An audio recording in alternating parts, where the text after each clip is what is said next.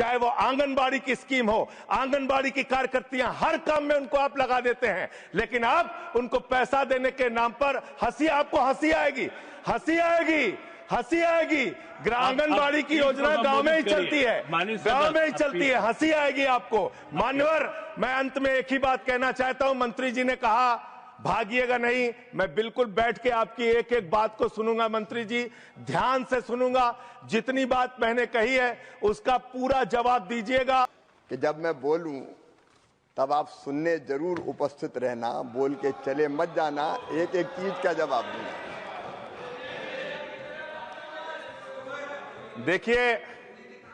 देखिए मान्यवर, भगौड़ा इस समय कौन है पूरा देश जान रहा है।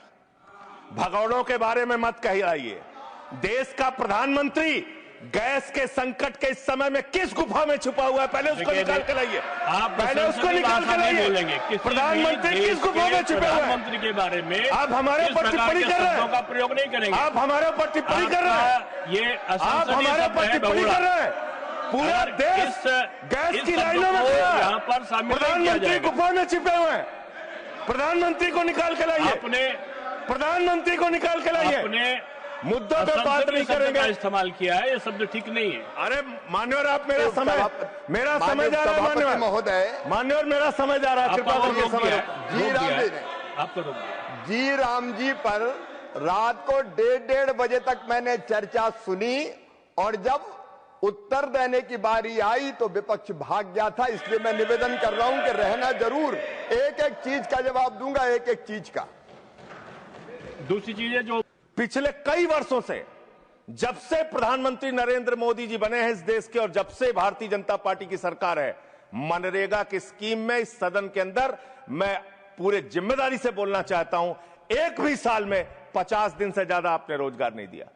मनरेगा स्कीम को आपने मारने का काम किया, खत्म करने का काम किया, और उसके बाद आपने कह दिया 40% राज्य सरकारों की हिस्सेदारी होगी। जो राज्य सरकारें ज्यादातर घाटे में चल रही हैं, चलिए वो भी आपने कर दिया जो आपको करना था, आपने स्कीम पास कर दी जी राम जी की।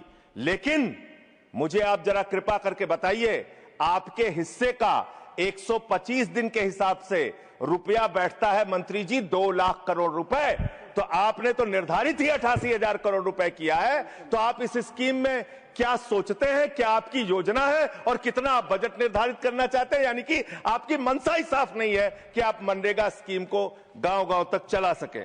इसके बाद मान्यवर आते हैं, एक मिनट माननीय मंत्री करना चाहता हूं। भारत सरकार ने जो पूरा बजट 2026 और 27 के लिए प्रस्तुत किया मान्यवर, उसका मात्र 3.6% बजट ग्रामीण विकास के लिए रखा है।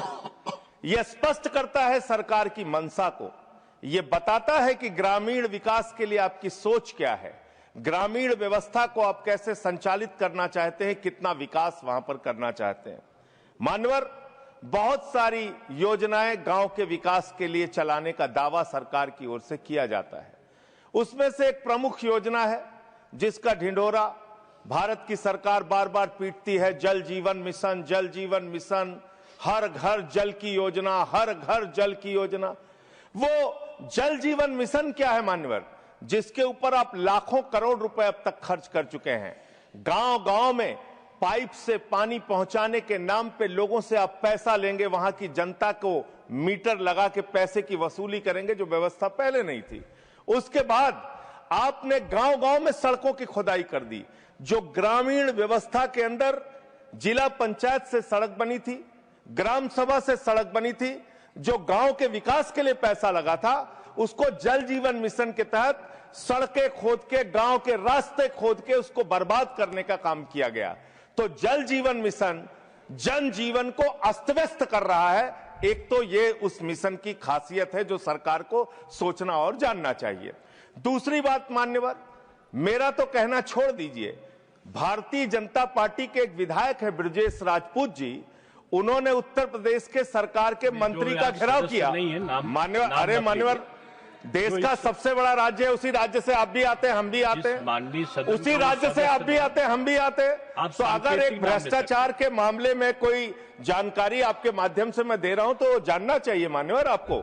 मान्यवर, रूरल डेवलपमेंट के नाम पे इस जल जीवन मिशन में गांव गांव में टंकियां बनाई गई। उन पानी के टंकियों की हालत जाकर देखिए। वो पानी की टंकियां उद्घाटन से पहले उजड़ जाती हैं, उद्घाटन से पहले उखड़ जाती हैं, टूट जाती हैं, गिर जाती हैं।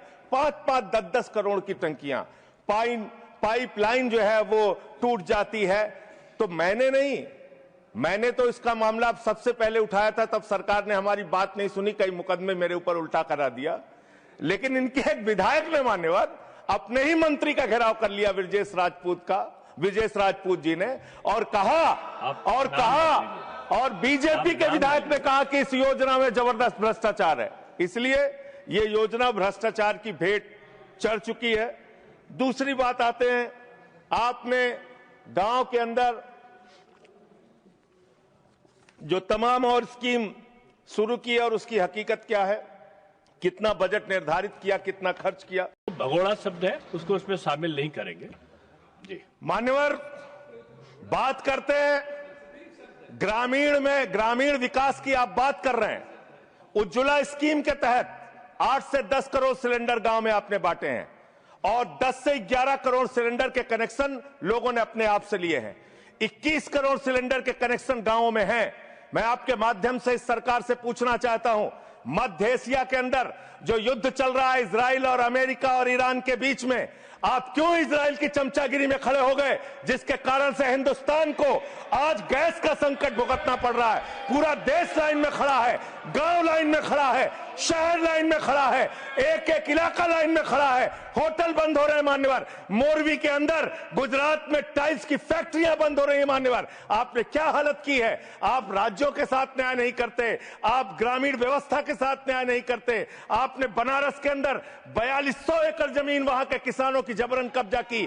2013 का जो अधिकरण का नियम है, वो नियम आपने लागू नहीं किया। वहां लाठियों से किसानों को पीट के प्रधानमंत्री के संसदीय क्षेत्र में जमीनें कब्जा करने का काम आपने किया। जो पंजाब पूरे देश का पीडीएस सिस्टम चलाता है, 50% भागीदारी पंजाब के किसानों की होती है। आपने पंजाब के रूरल डेवलपमेंट का 8000 करोड़ रुपए मार के बैठे हुए। आप बताइए क्यों आपने पंजाब का हिस्सा नहीं दिया, क्यों आप वहां के साथ सौतेला व्यवहार कर रहे हैं। बताइए इस देश को और पंजाब के लोगों को। वहां पर बाढ़ आई, आप भी गए थे मंत्री जी वहां पे दुख जताने के लिए। आपने वहां की भयावह परिस्थितियों को देखा था। बावजूद इसके 1600 करोड़ रुपए की मदद आपने घोषित की थी। 16 पैसे आपने पंजाब को नहीं दिए। 16 पैसे। यह आपकी दुर्भावनापूर्ण नीति है जो राज्यों को भुगतनी पड़ रही है, जो देश को भुगतनी पड़ रही है। और ग्रामीण विकास के नाम पर आपने